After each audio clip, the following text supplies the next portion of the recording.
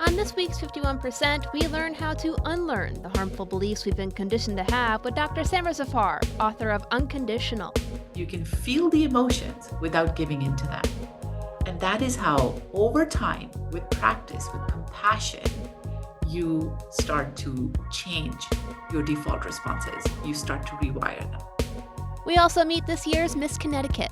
I'm Jessie King. It's all up next on 51%. I was standing around like one of those girls I had seen in a movie. The whole world was a movie back then.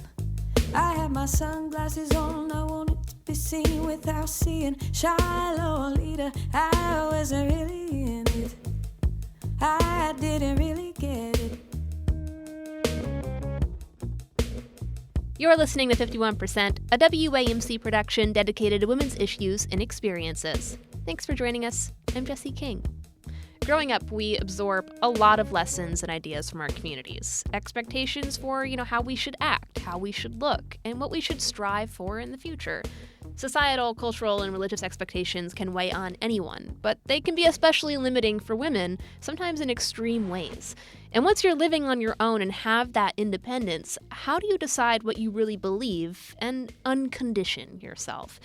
Dr. Samra Zafar is a resident psychiatrist at Mount Sinai Hospital in Toronto, a public speaker, and the author of the new book, Unconditional: Break Through Past Limits to Transform Your Future. Zafar, originally from Pakistan, came to Canada after being forced into marriage with a complete stranger at just 17 years old. Her first book, a memoir called A Good Wife, tells the harrowing tale of how she escaped that abusive marriage with her 2 daughters. Zafar says she thought the hardest part about life post-divorce would be learning all of the things she still didn't know about finances, about living on your own. But it turns out the hardest part was unlearning all the harmful messaging she had internalized about love, faith, parenting, and herself. In Unconditional, she shares advice on how to unlearn those messages while prioritizing your mental health and learning to love yourself unconditionally. One of my very earliest memories as a child was my mother telling me the story of a pious woman who wanted a glass of water before she went to bed, and she asked her daughter to bring her water, and the daughter brings her water. By the time the daughter comes back, the mother has fallen asleep, and the daughter stands by the bedside all night waiting for her mom to wake up. And when the mom wakes up and sees that, she is filled with incredible love and affection for her daughter. And that's how you earn a mother's love, Samra. I, at that young age, I don't know, I think I was 5 or 6 years old, went and got a glass of water when my mother had fallen asleep and stood by the bedside, but fell asleep on the floor and felt horrible in the morning that I was not good enough to earn my mom's love. That's the kind of love I grew up with, which was very much rooted in subservience and obedience and servitude, something that you have to earn. It's not something that's just given to you because you are lovable or you are worthy. So your worth, your lovability is always being questioned. And that is how it played out in my marriage as well. I have to climb on that pedestal of being a good wife in order to earn love from my husband, in order to earn respect from my in-laws, because it's not something that's just given to you. It's something that you have to achieve, and you can never achieve it because it's such an impossible standard to live up to. So even when I left my marriage and now I was going into new relationships in my life, I was starting to date. I did not know what healthy love looks like. I had never seen it. I had never seen it from my parents. I had never seen it between my parents, and I had never seen it in my marriage.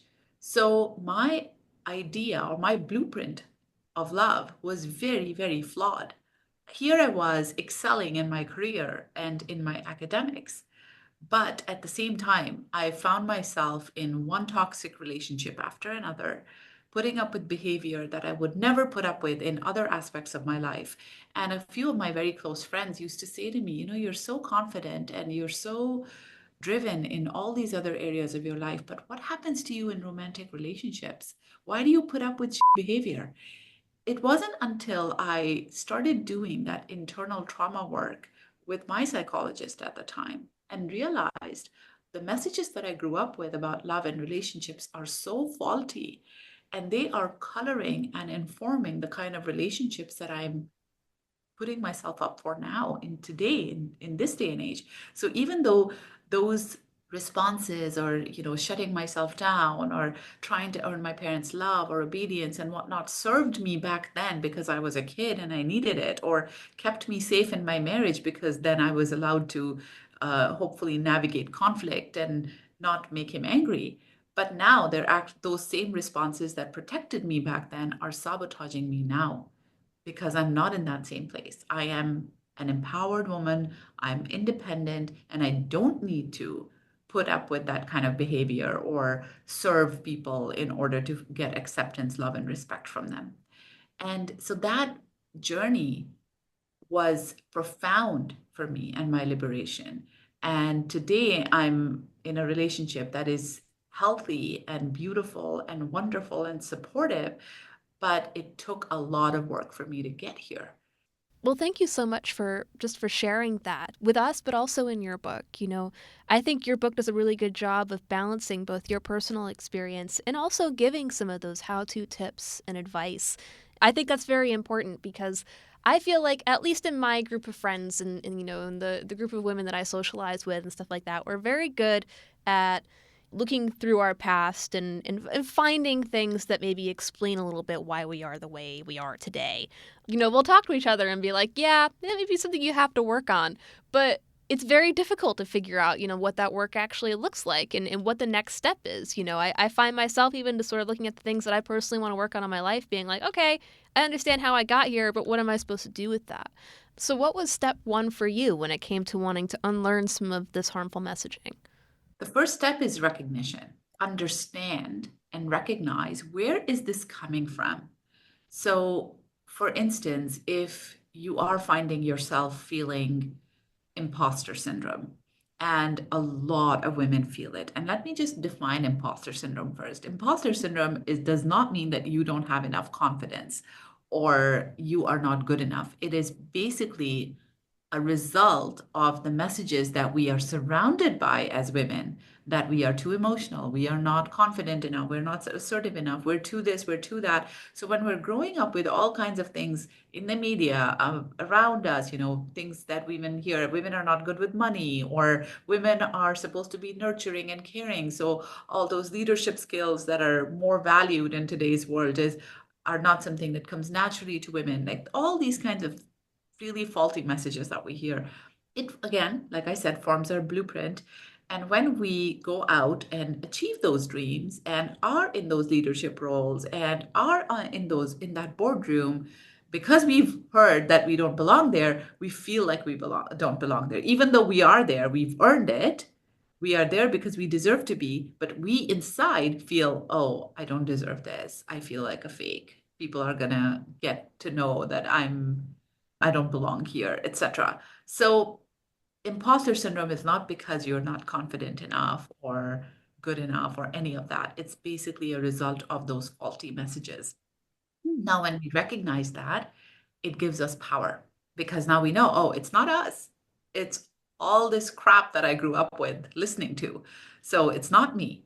That is liberation, first of all, right there, because you now stop internalizing all those things. And then the next step is to treat it with compassion. So oftentimes when we don't like an emotion, whether it's fear, imposter syndrome, or anything that's difficult, we don't like feeling that emotion. We try to fight it. However, that is actually counterproductive because it means I don't accept you, go away, I don't want to feel you, whatever that emotion is. And when we fight something, especially an emotion, it comes back and it comes back stronger. So the key is not to fight it. Instead, it is to accept it. Acceptance does not mean you give in. Acceptance simply means, yes, you're here, whatever that difficult emotion is, name it. Yes, you're here, fear, or yes, you're here, imposter syndrome, or confidence crisis, or whatever. And it's okay. You can stay here. You can sit here with me. And I know where you're coming from. I'm not going to fight you. At the same time, I am the one in the driver's seat. I get to call the shots. So you can accept it without giving into it. And the analogy I often use there is a child throwing a tantrum in the grocery store and they want a candy. And if you fight with the child, if you yell back at them, it's not going to go down well. It's actually going to become worse and worse. At the same time, you don't give in and give them the candy. You soothe them. You let them feel their emotions. You let them have that anger and cry it out if they need to. And then you say, it's okay. It's all right to feel this way. And we're still going to go on. We're not going to give you the candy anyway. So you can feel the emotions without giving in to them. And that is how, over time, with practice, with compassion, you start to change your responses, your default responses. You start to rewire them. How long did it take you to start to rewire some of these responses, or is it a lifelong thing you got to work on? It is a lifelong thing. It's much more difficult in the beginning to do it because think of it like, your brain is a series of roads and highways and whatnot. So the highways are very quick. So if, like I gave the example of love in the beginning, that love is something that needs to be earned. That was a core belief that I grew up with. So when I stopped doing that, when I stopped giving in, when I stopped saying sorry for things that I did not have any reason to apologize for, it was uncomfortable. It was because it was going against the highway, it was going on the opposite direction. It was like, oh my God, what am I doing? I'm going to lose out on love. I'm going to be abandoned. I'm never, this person's not going to be with me. So it raised pain and discomfort. However, at the same time, being able to talk to myself, no, it's okay. I know where this fear is coming from, but we're changing things now. This is not healthy. I know it objectively, it's not healthy. So even our cognitive brain can understand something is not healthy, but our emotional brain still has that emotional response, which is what we have to manage at that time by compassion, by acceptance. So it is difficult at the beginning because when you're starting to do something different than what you've always done, you're now building a new highway, a new road, which means you're having to dig in the foundation and and pave over it, and it's going to take a while before it becomes a highway. And I think some things are easier than others, and some are more difficult. The love part for me was a more challenging one. However, there have been other things that I have worked through, and I have helped my patients or my readers or audiences work through, and I mentor a lot of women. So I've seen, some women have struggled with confidence in their career, and they are confident at home, but in their career, they've always been told that women cannot achieve leadership roles, or women are not good with money, or and whatnot. So again, with patience, with time, with compassion, with work, I always say work is the most important part. Like when we say time heals everything, no, it does not. It's actually time and work and patience. So through that, you can absolutely do it. And some challenges will be a little bit tougher than others, but and may require more time than others. But it's a very individual journey. I'm wondering if there are things we should be doing to, I guess, just to take care of ourselves mentally or just take care of ourselves in general while we're doing this kind of work. Because I'm someone who can tend to be a little bit hard on myself. And when things are challenging, I sometimes lean towards blaming myself for it. What kinds of things should I be reminding myself here?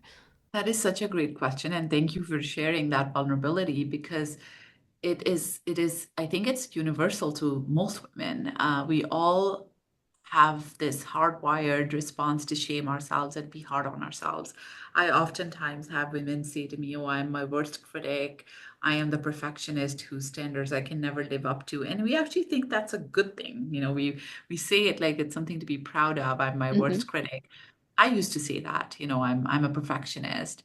However, what that does is, first of all, perfectionism is an illusion. It does not exist. And by being a perfectionist, we are automatically setting up standards that are impossible to achieve.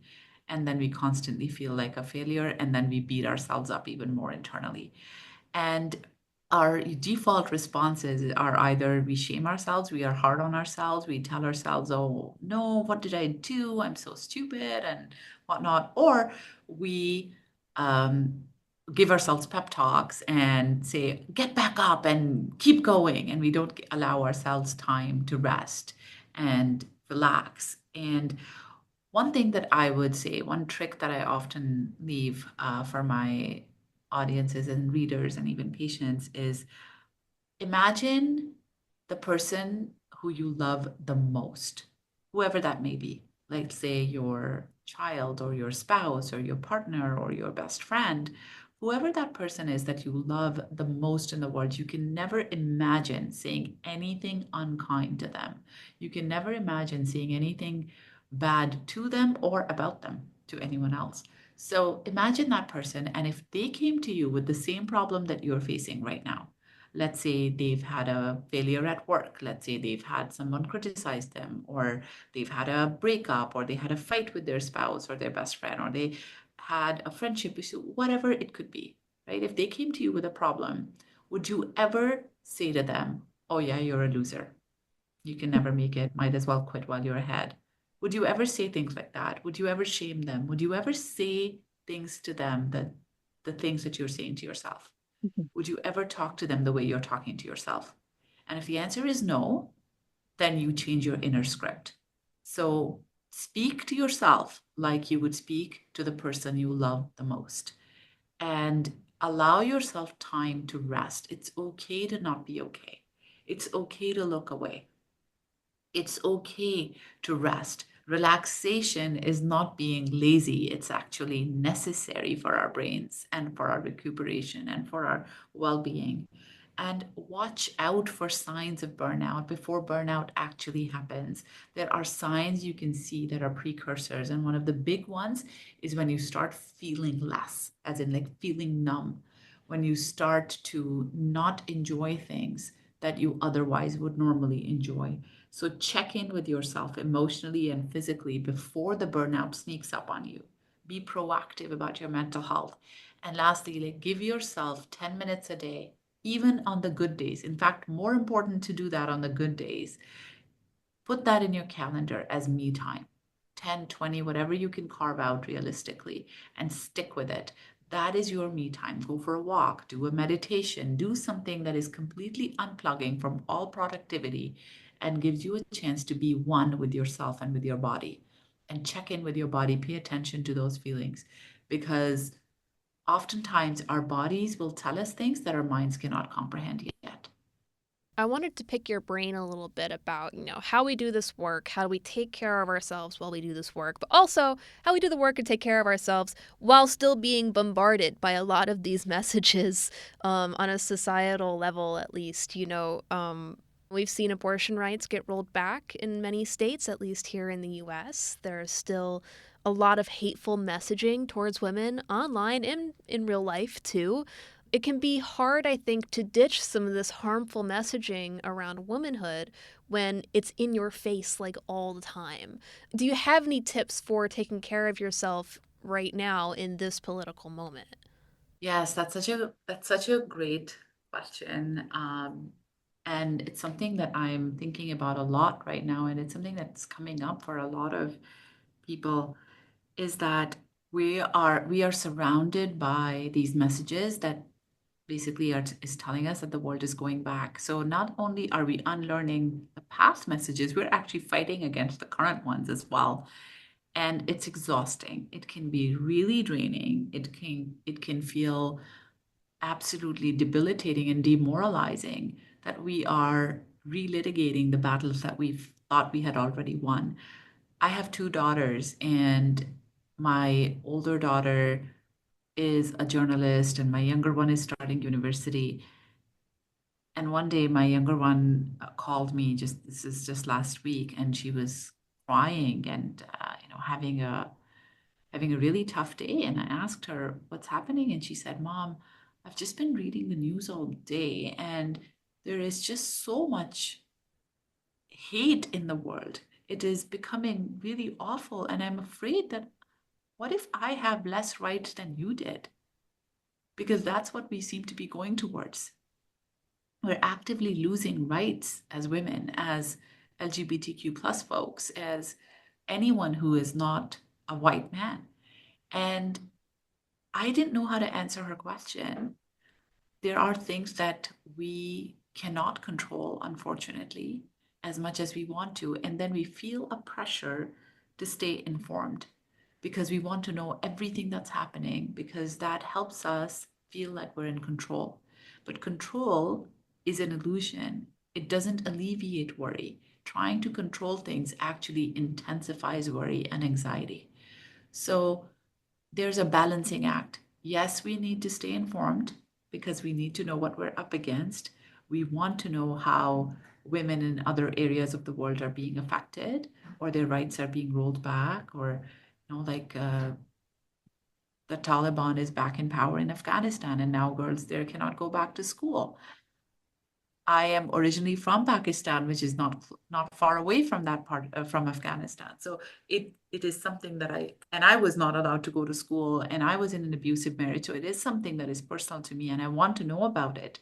At the same time, can I do something about it right now? No, I can do things in my own way. I have led virtual workshops for young women in Afghanistan to help them keep their courage and their confidence going. So those are small things I can do. But can I control what's happening on a macro level? Not much. It then makes us feel like we want to take control, we want to know, and we fall into this trap of doom scrolling, and it takes a toll and it takes away our power to be able to be better, do better, and stay well. So the advice that I gave to my daughter, and this is something I would say to you and other women out there, is that it's okay to look away. It's okay to set boundaries. It's important, essential, in fact, to balance staying informed versus staying well. And you can do it in little steps. Let's say give yourself half an hour every day to watch the news and read up on things and stay informed. But then unplug unless there's something big that happens and somebody talks to you about it. Oh, did you hear this so and so? But unplug, like make it a point to not engage with this never ending cycle of trying to know everything that's happening out there. Because again, the reason we do that is because it gives us an illusion of control, but actually it's actually amplifying our anxiety.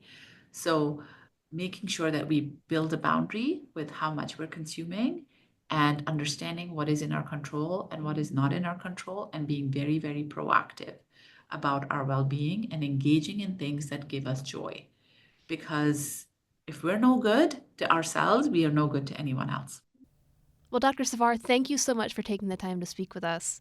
Is there any other advice that we haven't hit yet or anything that you hope readers most take away from your book if they're trying to go on this unlearning journey? I think the one thing that I will say is it can feel like a very difficult time to live in right now. And it can feel like we are just caught up in these cycles of oppression and our rights being rolled back and things are just going backwards. And it's easy to lose hope. And my message would be hang on to hope. Hope is our biggest motivator, it's our biggest strength right now. And the way to build hope is to engage with your community and align with people and speak with people who are aligned in your thought values. And you can feel like, yes, I'm not living in an echo chamber where everything seems to be going against me. There are people who have similar values like me. There are people I can engage with. Things will get better. So keep that optimism and that hope strong. And I'm sure many people right now are finding that their loved ones have beliefs that are problematic or their values are not aligned, and you may be losing friends, you may be losing relationships, you may be losing even family members. But it's important to understand that people walking out of your life because they target you for unfair reasons or their values are misaligned with yours, they just leave space for others to walk in who are actually going to be your people and your community. So, my message is question things. It's important to say, you know what, this is not okay, and I'm going to hang on to my values and I'm going to push forward for progress. Secondly, hang on to the hope that things will get better. And third, focus in what you can control. And even small actions, small acts of kindness can go a long, long, long way. And never, ever stop speaking up. Speaking up and sharing our stories has immense, immense power to change someone's mind. When I started to share my story, I didn't know what corners of the world it's reaching. And I once got an email from a man who lived in Karachi, Pakistan, the same city that I was born in, that I was married off in as a child bride. A man from there wrote to me and said, I have a 16-year-old daughter whose wedding is fixed for next month. After reading your story, I've decided to cancel her wedding and send her to school. Wow. And I was 16 when that happened to me. So just by speaking up, just my voice and my story had the power to break the cycle and change that trajectory for somebody else. Dr. Samra Zafar is a resident psychiatrist, public speaker, and the author of Unconditional: Break Through Past Limits to Transform Your Future. You can learn more about Samra and her work at her website, samrazafar.com.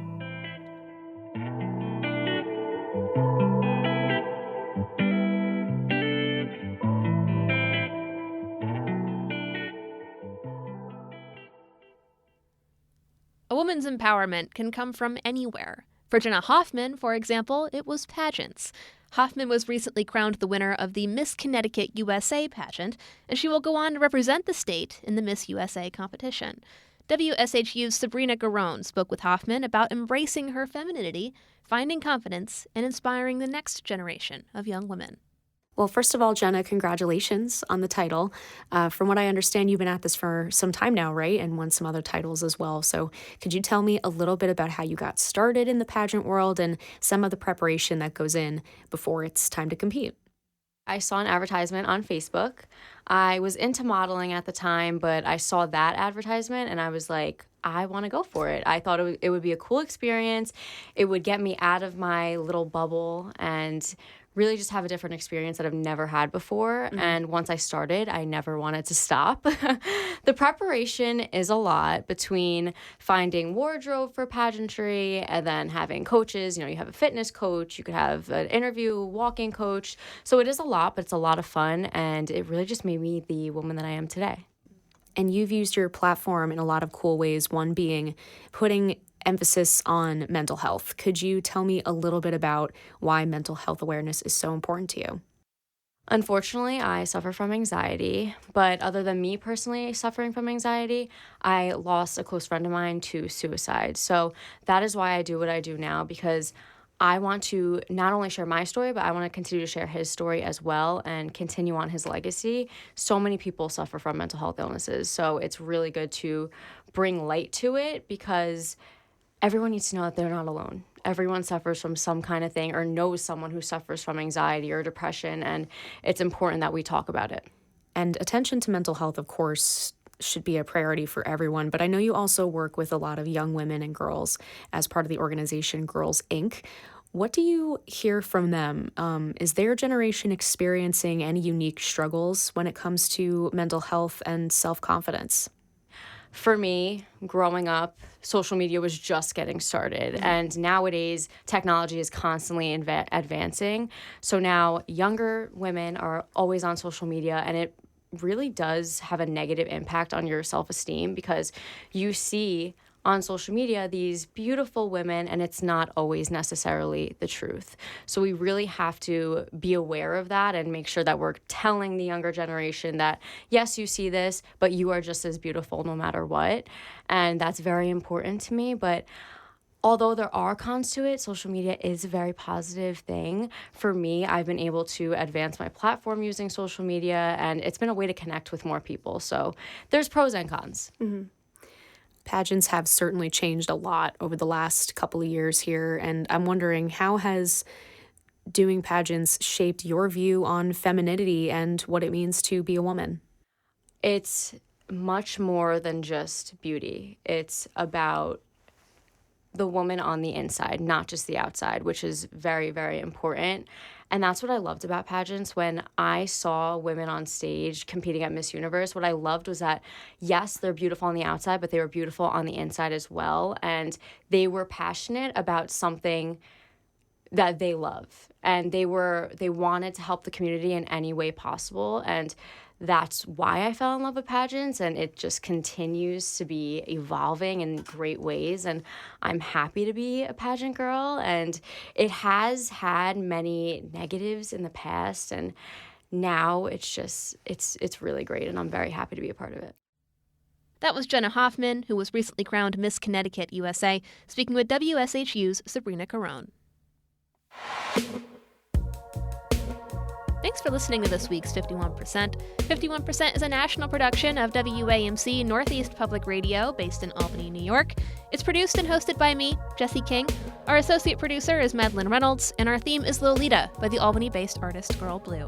Just a reminder that you can listen to 51% anytime at WAMCpodcast.org or wherever you get your podcasts. And you can stay in the loop on all of WAMC shows by signing up for our weekly newsletter, Airwaves, at WAMC.org. We hope you'll join us next week. Until then, I'm Jesse King for 51%. I was every single girl, I was nobody else, I was so sure of myself.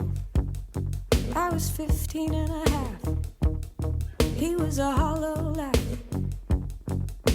And I lost my cool somewhere along the way. The nightmare down the hallway, I had to learn how to look away.